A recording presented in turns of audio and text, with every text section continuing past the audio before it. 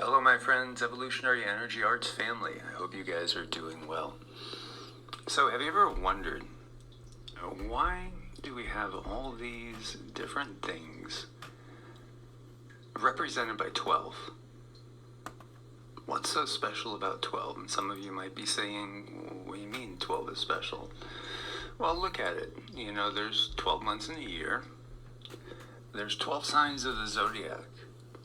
Did you know there was 12 Olympian gods? Also, there was the 12 tribes of Israel. And then we have the 12 apostles. And we could go on from there. So what's up with 12? If we look at the Bible and other sacred texts, there's a lot of numerology hidden, just waiting to be discovered. So when we look at, let's take the Bible for instance, and the infamous 666. So what does that infer? Why 6? And of course, 6 plus 6 plus 6 equals 18, and 1 plus 8 equals 9, which equals completion, as well as other things. When we look at 6, right away people will say, that's the number of man. That's what the Bible tells me. And then, what's the divine number? 7. 7, is a divine number. But when we look, too, at where all the biblical stories really come from, there's two sources. It's Sumeria and also Egypt. When we look to Sumeria, we see that they had a system that was based on 60. 6, 0. And again, 6 plus 0 equals 6. So it's interesting, sure. But what does it all mean? What is it all pointing to? Well, in the Sumerian legends, we see that man was created by these gods. And these gods created man to do work that they didn't want to do.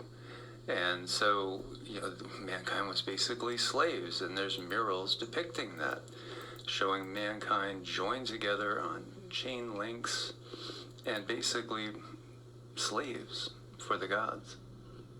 But was mankind always a slave? Were these quote-unquote gods always using man? Perhaps abusing man, mistreating man, instead of cultivating? We see there's different camps in those gods. Of course, we had the Enlilites and we had the Enkyites. And yet, all is not always smooth as far as saying that all Enlilites didn't care about man and all Enkyites did care. But also, when we look at it, if we look at the Bible itself, there's two creation stories. There's the first creation story, and then there's the one that happens after the fall. Before the fall, we are basically told to eat of the fruit of the trees. That will be your food. Basically a vegetarian diet. I know that's going to upset some meat eaters out there. After the fall, then we're told to subdue everything and to use everything on the earth as we like, basically. But we are told to also perform sacrifices to the gods. And if you look at the Sumerian stories, the sacrifices to the gods were basically like a barbecue, because the gods themselves would come down and partake of the burnt offerings of flesh. It doesn't sound very godly, does it? Sounds more like a physical being. So one of the things that gets confused is there is the gods that we hear about. And these are beings that are physical or are able to take physical bodies. They're not source. They're not the original creator of the universe. No, they're beings like any of us, really. Perhaps a little bit more evolved. And then there are what we would call devas, or more angelic beings. These are higher beings, higher vibrational beings. When we look at the planets and the stars, these beings have a higher consciousness and they support more life than we do, even though we support all sorts of life within our own microbiome. And who are we to say exactly what is the consciousness, say, of a bacteria, right? We don't really know for sure. We kind of think that it's rudimentary or there's really no consciousness at all. And we might look at ants or bees and say the same thing of them. They don't have too much consciousness. How could they? Yet, they work together. Boy, do they work together. They work together more than mankind does, even though we glorify our own consciousness and our own intelligence. Interesting. So, then there is source. There is a source of everything. There is a oneness that underlines and is behind this world of duality we see. This world of duality we see is but one world of many. Yet, ultimately, there is underlying unity. And yet it is very hard for the world to see that because we have been so divided and thus conquered. But our destiny is not that of a slave. It's quite the opposite. For the reality is we are children of the gods themselves. And we have source, the true source, within each and every one of us. The God self does lie within. Now that sounds blasphemous, and it is blasphemous if you are a slave master, or if you are a slave. Are you a slave? Do you have free will? Or is everything just simply, it is what it is, and this is my lot? Well, that's what they want you to believe, that you are a slave, and things are the way they are, and that's your lot. But that's not the real reality of things, and the ones that control this situation are not benevolent beings. They have used us. They have fed off of our negative energies. Why would you trust them? As we know, to the victors lies the history, and history is written by the victors. So why do you trust them? Why do you trust books and things that are given to us by them? Why not go within? Why not find your own truth? Are you afraid of what you might find? So getting back to the mysteries of 12, well, we know we have double-stranded DNA, and we see the rod of Hermes in many places. We see it as the symbol of the AMA.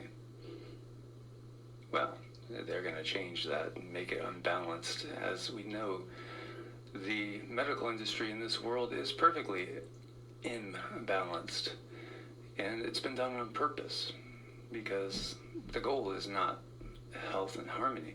It's disunity, division, control. So why two biblical creation stories?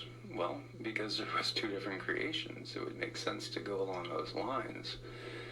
There was a creation that was ongoing naturally here, and then there was something that came and changed things. And instead of talking about it evolving us along a certain line, perhaps it'd be more accurate to say devolving us. As we know, we are given the truth, but it's mixed in with so many lies we can't necessarily see it for what it is. We know that much of our DNA is shut off. It's been deactivated, and that is only 2 strands. The 12 that's alluded to is the 12 strands in which we are heading, in which we were originally, in which we were fully evolved divine beings of a much higher density.